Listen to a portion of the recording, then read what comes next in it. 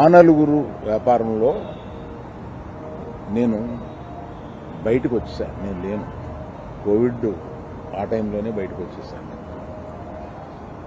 నాకున్న అంటే ఎగ్జాంపుల్ మీరు ఇలా చెప్పొచ్చు అనుకోవచ్చు, తెలంగాణలో నాకు ఒక్క థియేటర్ కూడా లేదు ప్రస్తుతం. తెలంగాణలో నాకు ఉన్నది ఒకే ఒక థియేటర్, AAA, దానికి ఓనర్.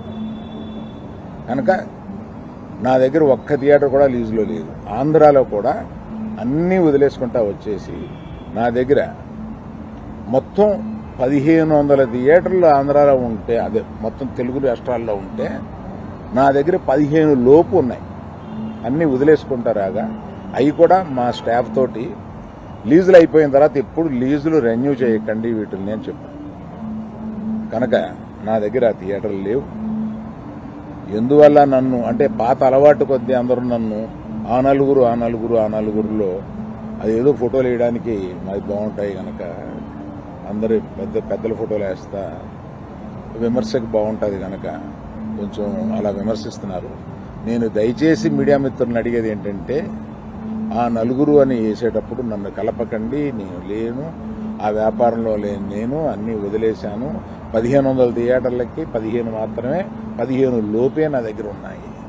అవి కూడా త్వరలో నా దగ్గర ఉండవు. వద్దని పవన్ కళ్యాణ్ గారు మాట్లాడింది స్పష్టమైన విషయం. అదేమిటంటే, సినిమా పరిశ్రమకి సహకరిస్తున్నప్పుడు మీరు వచ్చి కలిస్తే మీ సమస్యలు ఏమన్నా ఉంటే పరిష్కరించడానికి మేము సిద్ధంగా ఉన్నాం. అదే ఈ సంవత్సరం పొడుగునా మేము చేస్తా ఉన్నటువంటి అంశం అనేటువంటి చెప్పారు.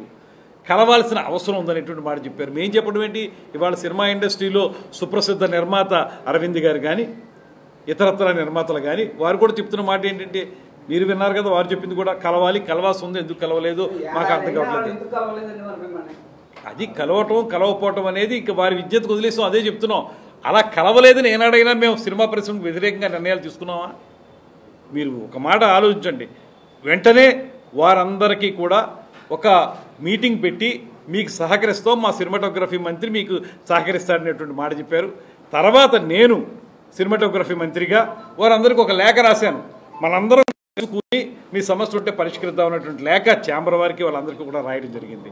అదేవిధంగా మరో మాట చెప్తున్నాం, ఇవాళ ఒక కొత్త పాలసీని తీసుకురావడానికి కూడా ఈ ప్రభుత్వం సిద్ధంగా ఉంది. ప్రతిసారి మీరు ఎవరుంటే ఆ ప్రభుత్వాలు ఉంటే వాళ్ళ దగ్గరికి వెళ్ళి దేహి అని అడగక్కర్లేదు. మీకు ఒక పాలసీ తీసుకొస్తాం, దాని ప్రకారం ఏ సినిమాకి ఎంత పెంచాలి, లేకపోతే సినిమా రంగానికి ఏ రకమైన సహకారం అందించాలి, ఎగ్జిబిటర్స్ని కానీ డిస్ట్రిబ్యూటర్స్ని కానీ. నిజమే, ఎగ్జిబిటర్స్కి వాళ్ళ ఇబ్బంది ఉంది, వాళ్ళకి సింగిల్ థియేటర్స్ ఉన్నటువంటి వాళ్ళందరికీ కూడా ఇబ్బంది ఉంది, నో డౌట్. అందులో మల్టీప్లెక్స్ వాళ్ళకి ఏమైనా ఉపయోగం ఉందేమో కానీ సింగిల్ థియేటర్స్ ఉన్న వాళ్ళకి కష్టం ఉంది. ఇలాంటివన్నీ మనం పరిష్కరించుకోవడానికి ఒక పాలసీ తీసుకురావడానికి మేము సిద్ధంగా ఉన్నాం అనేటువంటి మాట చెప్తూ ఉన్నాం. మేము త్వరలో వారందరితో కూర్చుని మాట్లాడడానికి కూడా సిద్ధంగా ఉన్నాం. ఈ సందర్భంలో మా ఉప ముఖ్యమంత్రి గారు హీరోగా నటించినటువంటి హరిహర వీరమల్లు సినిమా విడుదల సందర్భంగానే బంద్ అనేటువంటి అంశం ఎందుకు తెర మీదకి వచ్చింది? సరే, ఇవాళ మీరు చెప్తూ ఉన్నారు బంధు లేదని. అసలు మీరు ఈ మాటని ఆ టాపిక్ బయటకు వచ్చినప్పుడు ఏదైతే మీకు సోషల్ మీడియాలో కానీ మీడియాలో కానీ అది సర్క్యులేట్ అవుతూ ఉందో ఆ సమయంలోనే ఎందుకు స్పందించి ఆ ఛాంబర్ వారు ఆ మాట చెప్పలేదు? చెప్పుండాలి కదా ఆ మాట. చెప్పుంటే ఈ సమస్య వచ్చే ఉత్పన్నం ఏమి ఉండేది కాదు కదా. మీరు ఇప్పుడు తీసుకున్న నిర్ణయమే అప్పుడు చేస్తుండొచ్చు కదా. నేను మాట్లాడేది ఏంటంటే, ఇవాళ ఇంత మంచి వాతావరణం ఉన్నప్పుడు మాకెవరితో సంబంధం లేదనేటువంటి మాట మాట్లాడుతున్నటువంటి దామోదర్ ప్రసాద్ గారి మాటలను కానీ, దీని ద్వారా రాజకీయ లబ్ధి పొందాలనుకుంటున్నటువంటి ఒక మంత్రి వైఎస్ఆర్సీపీ వ్యక్తి గురించి కానీ నేను చెప్పేది ఒకటే, మీరు వాస్తవాలను గ్రహించి ముందుకు రండి. ఇవాల్టి వరకు ఏనాడైనా ఏ సినిమాకి సంబంధించి అయినా సరే మీకే చిన్న ఇబ్బంది అయినా కల్పించామా మేము? లేకపోతే మీరే అడుగుతున్నట్లుగా మీ మీడియా వారు అడుగుతున్నారు, వాళ్ళు రాలేదనేటువంటి ఉద్దేశంతో ఏనాడైనా మీకు అన్యాయం చేసామా? ఎప్పుడైనా సరే మీ సినిమాకి సంబంధించి విడివిడిగా మీరు వచ్చినా కూడా మీకు సహకరించాం, మీ ప్రైస్ హైక్ కావాలంటే చేసి పెట్టాం, షూటింగ్లకు అనుమతులు ఏర్పాటు చేసాం, ఎక్కడ కూడా మీరు రాలేదనేటువంటి మాట మేము పెట్టుకోలేదే. దీన్ని గ్రహించమని చెప్పి కోరుతా ఉన్నాం. అందరూ కలిసికట్టుగా మీరు రండి. ఎగ్జిబిటర్స్ కానీ డిస్ట్రిబ్యూటర్స్ కానీ నిర్మాతలు కానీ అందరూ కలిసి వస్తే ఈ ప్రభుత్వం సంపూర్ణంగా సహకరించడానికి ఎల్లవేళ సిద్ధంగా ఉంది.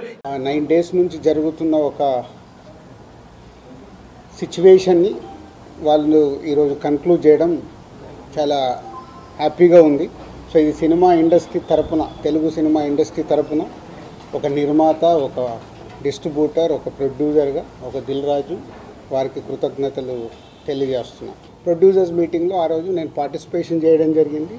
ప్రొడ్యూసర్స్ అందరం కూడా యునానిమస్గా ఎగ్జిబిటర్స్కి ప్రాబ్లమ్స్ ఉన్నాయని చెప్తున్నారు. అది మనం మాట్లాడుకొని వాళ్ళని ఎలా సాల్వ్ చేసి ముందుకు తీసుకెళ్దాం. థియేటర్లు ముయ్యడాలు చేయడాలు వద్దు, జాయింట్ మీటింగ్ పెట్టండి, జాయింట్ మీటింగ్లో క్లారిటీగా ఇది చెప్పుదామని. సో జాయింట్ మీటింగ్కి 23 అనుకున్నారు, 24 పెట్టారు. ఈ లోపలనే ఈ ఎపిసోడ్ అంతా ఇంకొక సైడ్ డైవర్ట్ అయింది. అది మీ అందరికీ తెలిసిందే. కళ్యాణ్ గారి సినిమా మీదకి ఇది డైవర్ట్ అయ్యి కళ్యాణ్ గారి సినిమాని ఇలా అనుకుంటున్నారు. దాంట్లో మేబీ నా పేరు డైరెక్ట్గా ఎక్కడా రాలేదు కానీ ఇండైరెక్ట్గానే వచ్చిందని అందరూ చెప్తున్నారు. కళ్యాణ్ గారి సినిమా ఆపే దమ్ము, ధైర్యం ఎవ్వడు ఆలోచించడు. ఎందుకంటే ఫస్ట్ థియేటర్లు బేసిక్గా ముయ్యరు. ఈ రోజు వరకు థియేటర్లు ముయ్యడం అనేది నా 30 ఏళ్ళ సర్వీస్లో నేను చూడలే. షూటింగ్లు ఆపుకున్నాం, ఎందుకు మా బాధలు ఉన్నప్పుడు ఆపుకునేదైనా సాల్వ్ చేసుకోవటానికి. కానీ థియేటర్లు ముయ్యడం అనేది ఈ రోజు వరకు జరగల. అది ఎపిసోడ్ కాస్త కళ్యాణ్ గారి సినిమా మీదకి తీసుకెళ్లారు. గవర్నమెంట్స్ కూడా అలాంటిదే కమ్యూనికేట్ చేశారు మధ్యలో. సో ఎవరు అడ్వాంటేజ్లు ఏమున్నాయో ఇక్కడ తెలియదు.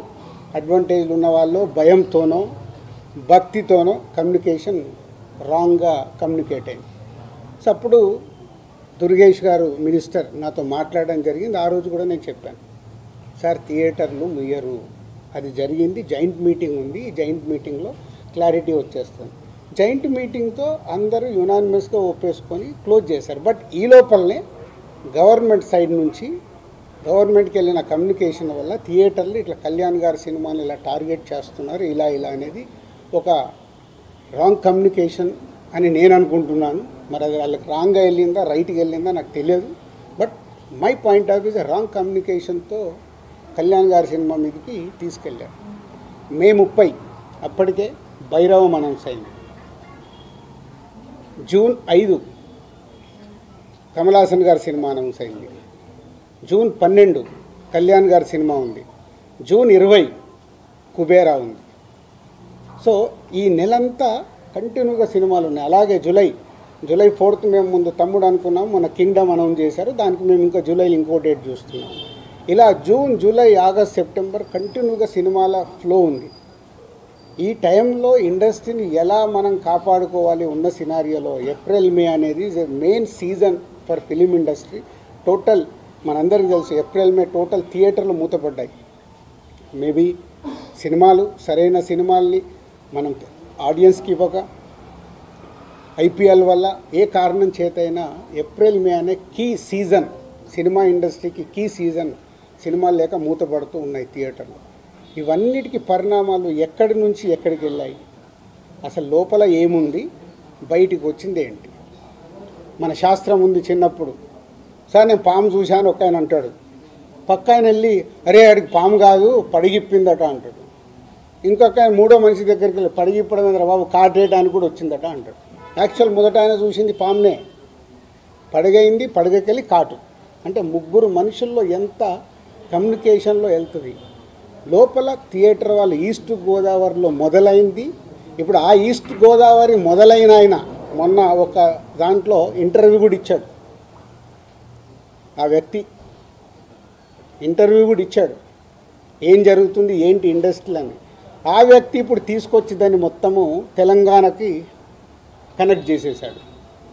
ఏప్రిల్ 19 ఈస్ట్ గోదావరిలో ఆయన అధ్యక్షతన మీటింగ్ జరిగితే అది ఎక్కడికి తీసుకొచ్చారు. సో ఇది టోటల్ ఎపిసోడ్. దీనికి